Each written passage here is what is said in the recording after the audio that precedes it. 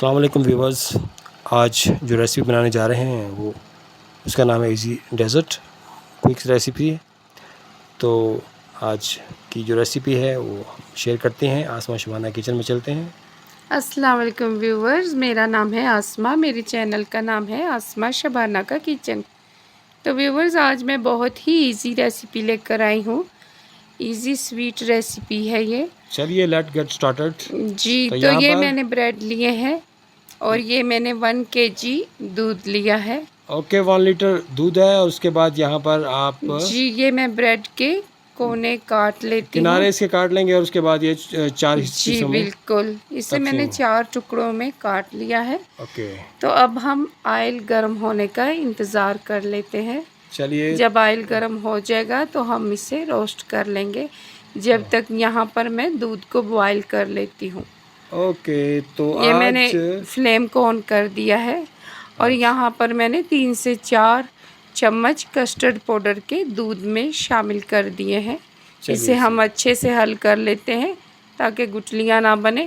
تو یہاں پر ہمارا آئل گرم ہو چکا ہے تو یہ ہم بریڈ کے پیسز فرائی کر لیتے ہیں. چلیے صحیح ہے. ساتھ میں ابھی یہ جو بریڈ براؤن ہو جائیں گے تو پھر اس کو نکال لیجیے گا. جی بالکل، اسے ہم سرخ کر لیں گے. اور اس کے بعد یہاں اس میں شامل کرتے ہیں. یہ میں چینی ایڈ کر رہی ہوں ویورز، آپ اپنے ٹیسٹ کے حساب سے ایڈ کر لیجئے گا. تو یہ میں نے جو کسٹرڈ میں نے حل کر کے رکھا ہوا تھا اسے بھی ہم ایڈ کر لیتے ہیں دودھ میں. تو اسے ہم اچھے سے ہلا لیتے ہیں تاکہ جل نہیں جائے. اسے ہم ہلاتے رہیں گے اچھے سے.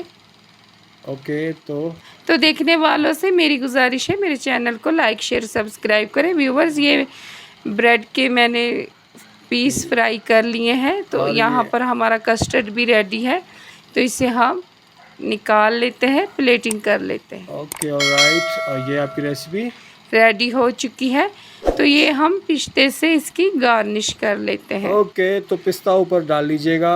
کوئی بھی جی آپ کے پاس اور ہے کوئی ڈرائی فروٹ ہے تو وہ بھی ڈال لیجیے گا. جی بالکل. سبسکرائب کر دیجیے گا اور ہمارے ساتھ جو ہے وہ بنے رہیے گا. تو ویورز آج کل میری ویڈیوز بہت دیر سے آتی ہیں تو پلیز سپورٹ کیجیے گا. ٹل دین بائے.